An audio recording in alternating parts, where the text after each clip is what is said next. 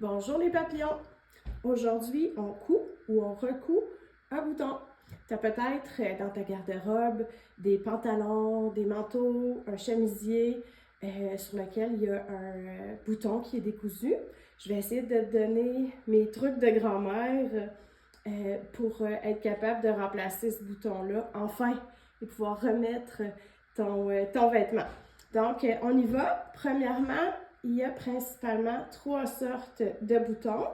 Il y a le bouton à tige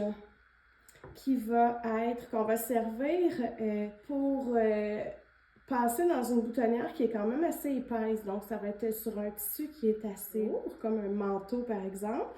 Il y a les boutons à 2 trous et les boutons à 4 trous. Il y en a plein d'autres sortes, mais concentrons-nous sur celle-ci. Donc, effectivement, le bouton à tige, c'est le bouton qu'on va servir quand on a besoin de le passer à travers une boutonnière qui est assez épaisse, mais on peut reproduire cette tige-là. Donc, on peut utiliser un bouton à trous pour une boutonnière qui est assez épaisse sans problème. On va venir créer la tige avec du fil. Je vais vous montrer ça, comment on fait ça. On va avoir besoin de fil et d'une aiguille à coudre. Au niveau du fil, la très grande majorité du temps, on va utiliser un fil de polyester bien régulier, un 100 par exemple. Si on veut que ce soit vraiment solide, on pourrait aller dans un fil qui est plus résistant, qui est un peu plus gros, un cordonnet, un fil de coton. Il faut faire attention au fil de coton parce qu'il a tendance à rétrécir. Mais on pourrait utiliser des vieux trucs si on a vraiment besoin que ce soit super solide. Sur un manteau, là, un bouton qui n'arrête pas de tomber, ou un jeans, il y a un truc qui est la soie, utiliser la soie dentaire. C'est vraiment solide. Ça ne devrait plus jamais tomber. Moi, je vais utiliser un fil super contrastant pour que tu vois bien ce que je suis en train de faire. La couleur de fil que tu vas utiliser, c'est vraiment une question de goût, une question d'esthétique. Si on vient remplacer un bouton, on va essayer d'avoir la même couleur de fil que les autres boutons, mais on peut vraiment s'amuser. On peut aller avec un fil qui correspond à la couleur du vêtement puis qui va contraster notre bouton ou l'inverse. Les possibilités sont infinies, c'est juste plus de possibilités d'utiliser sa créativité. Un fil très contrastant sur un bouton, ça peut créer quelque chose de vraiment super intéressant. Au niveau de l'aiguille qu'on va utiliser, si on a un vêtement qui est très léger, un tissu qui est très léger, on va y aller avec une aiguille qui est plus fine. Si on a un vêtement qui est plus lourd, un tissu qui est plus épais et résistant, on va y aller avec une aiguille qui est plus grosse, tout simplement, et plus longue si c'est plus épais. Et là, si on va dans des spécialités, si on a un vêtement en cuir, on va utiliser une aiguille à cuir. On va utiliser vraiment une aiguille en fonction du tissu qu'on va utiliser. Je ne vous recommande pas, mais alors là, zéro. L'auto-enfileur. Ça, c'est une nouvelle affaire, là. Les aiguilles pour coudre avec un auto-enfileur. Pour les gens qui ont de la difficulté à enfiler leur aiguille, il existe des aiguilles qui ont comme une petite coche. On va simplement faire ça avec le fil et il va rentrer dans le chat. Malheureusement, la petite coche en question vient accrocher dans le tissu, c'est porté à briser. Et sincèrement, je trouve pas ça plus facile nécessairement enfiler avec ça qu'enfiler directement dans le chat de l'aiguille. Si on a de la difficulté à enfiler notre aiguille, on peut utiliser un enfil aiguille qui a comme, je sais pas si tu vois bien, là, qui a comme une petite broche au bout avec une ouverture. On va venir glisser cette broche-là dans le chat de l'aiguille, ce qui est plus facile que de glisser le fil. Je vais passer mon fil, ouch, et quand je vais tirer, mon aiguille va se trouver être enfilée. Donc ça peut être, à mon sens, plus utile si tu as de la difficulté qu'une aiguille auto-enfileuse ou ça. Avant, j'enfilais une aiguille jusqu'à 2 heures du matin, pas de problème. Depuis quelques temps, j'ai besoin des petites lunettes de pharmacie. Donc, c'est parti, on y va. Coudre un bouton, le truc, habituellement, on dit c'est 2 coudées. Fait que tu vas faire 2 fois de ton coude à ta main. Plus long que ça, on est souvent empêtré dans notre fil. On va être porté à faire des nœuds inutilement. Et plus court, on va manquer de fil pour faire un bon nœud à la fin et surtout si on a besoin de créer une tige. Donc, c'est parti pour notre premier bouton. Enfiler mon aiguille, je ne viens pas faire de nœud au bout de mon fil. Moi, je trouve que faire un nœud, c'est vraiment pas solide. Il suffit, surtout si le tissu sur lequel je travaille n'est pas tissé de façon très serrée, il s'agit qu'on tire un petit peu puis le nœud va passer à travers. Deuxième chose, j'aime bien que ce soit aussi beau, que mon ouvrage soit aussi beau à l'intérieur qu'à l'extérieur et avoir ce petit nœud-là avec un petit bout de fil qui dépasse, je trouve pas ça très élégant. Donc, je vais faire un point d'arrêt à la main et je commence toujours toutes mes coutures à la main avec ce point d'arrêt-là. Peu importe, là, je fais un point d'échelle pour fermer un trou. Je vais faire un point de chausson pour faire un ourlet de pantalon invisible. Je vais toujours faire ce point d'arrêt-là. Il va arriver que je vais le faire avec un seul fil. Donc, je vais plier mon fil en deux, mais je vais laisser un espace, puis je vais faire mon nœud juste avec un fil. Là, je veux que ça aille plus vite, coudre mon bouton, donc je vais travailler à 2 fils. Je vais donc mettre les extrémités de mes fils ensemble.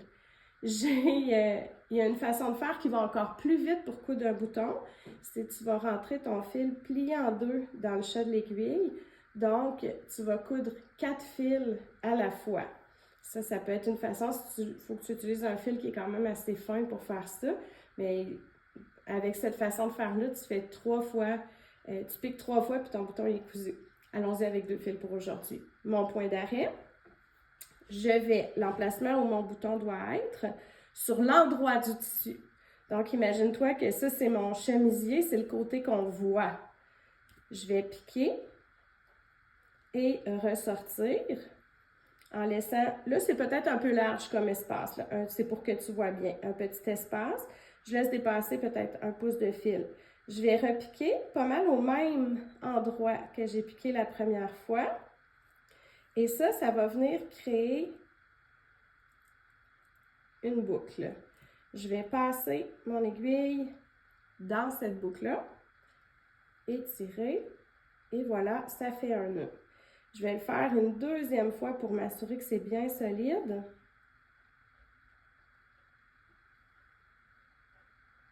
Et là, j'ai un point d'arrêt qui est vraiment solide. Et je vais venir couper, je devrais utiliser un coupe-fil au lieu des gros ciseaux. Je vais venir couper mon excédent. Et là, je suis prête à coudre mon premier bouton. Donc, si j'ai un bouton à 2 trous, c'est pas très compliqué. Je sors par un trou et je rentre par l'autre. Il y a comme juste une seule possibilité. Si j'ai un bouton à 4 trous, il y a plusieurs possibilités. La seule chose qui est importante, c'est de choisir une façon de faire et de la garder pour que ce soit joli. Je peux faire la traditionnelle croix. Je sors par un trou et je rentre par celui qui est opposé en diagonale.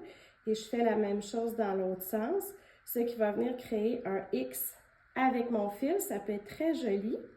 Si je veux être un peu avant-gardiste, je peux créer 2 lignes. C'est très, très joli ce que ça fait. C'est complètement différent. Donc, je sors par un trou et je rentre par celui directement au-dessus. Je fais la même chose de l'autre côté, ça va créer 2 lignes. Je pourrais faire la même chose en venant créer un carré. Donc, je fais un point comme ça, un point en haut entre les deux, sur le côté en bas, et ça va créer un carré avec mon fil. Donc, il y a plein de possibilités avec mon bouton à 4 trous. Pourquoi pas s'amuser et faire quelque chose de différent. Aujourd'hui, on est conservateur, on va y aller avec le X traditionnel. Donc, je vais piquer dans un coin. Et là, si j'ai un bouton qui est décoratif, donc l'objectif, ce n'est pas de passer à travers une boutonnière, je vais coudre directement comme ça. Si l'objectif, c'est de passer à travers une boutonnière, mais que mon tissu, il est très fin, c'est un chemisier, c'est un petit polyester mince, une petite soie, j'y vais directement aussi comme ça. Dès que mon bouton, il doit passer dans une boutonnière, mais qu'il y a une certaine épaisseur de tissu, bien, je dois venir créer un petit espace entre le tissu et le bouton pour que je sois capable d'insérer mon bouton dans la boutonnière et que ça tienne bien. Je te montre tout de suite le truc pour créer cet espace-là. En fait, ce qu'on vient recréer, c'est qu'on vient recréer une tige, comme si c'était un bouton à tige pour faire de l'espace, mais avec du fil. Je te montre ça. Donc, je vais utiliser un cure-dent. Ici, j'ai comme une petite baguette de bois, là. Elle est peut-être un peu grosse, que j'ai coupée. Et je vais venir placer ma baguette comme ça entre deux points. Et là, je vais coudre mon bouton. Donc, en passant par-dessus la baguette, je viens piquer dans le trou, comme ça. Et je vais faire ça à plusieurs reprises. Je pique sur l'envers de mon tissu, en dessous. Je ressors et je repique sur l'endroit.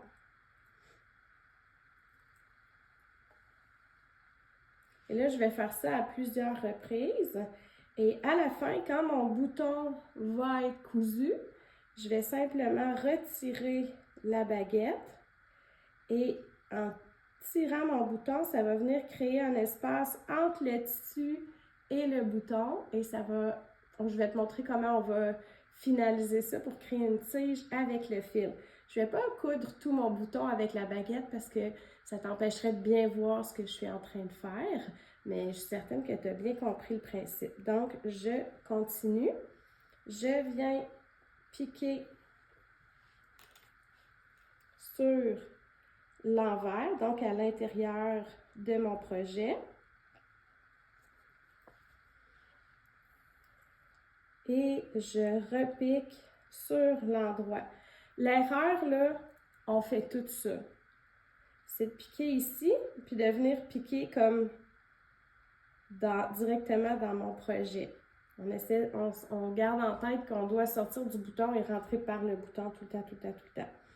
Donc, cette fois-ci, j'avais dit que je venais créer un X.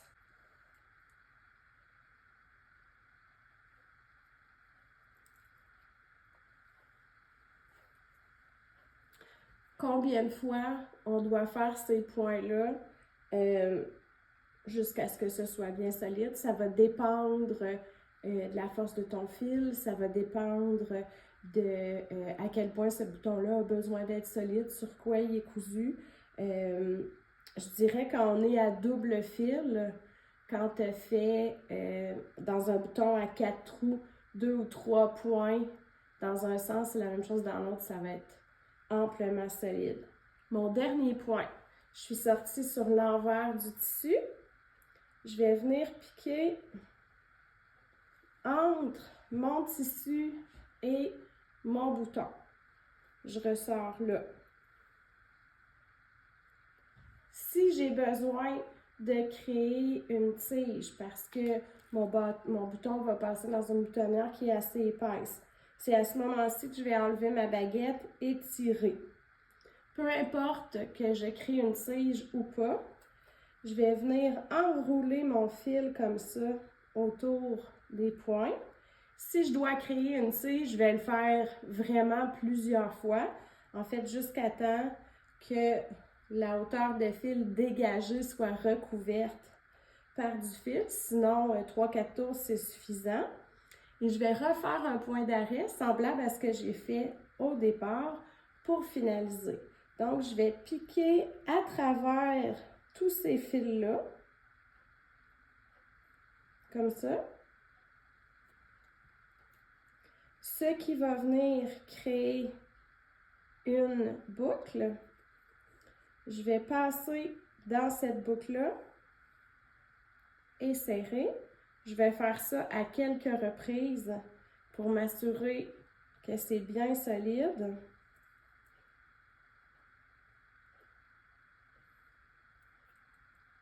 Allons-y avec une troisième fois.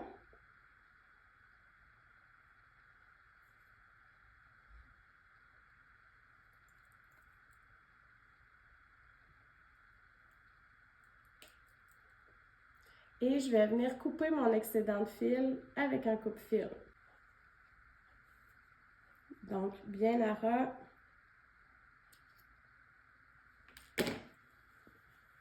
Et on a un bouton vraiment solide.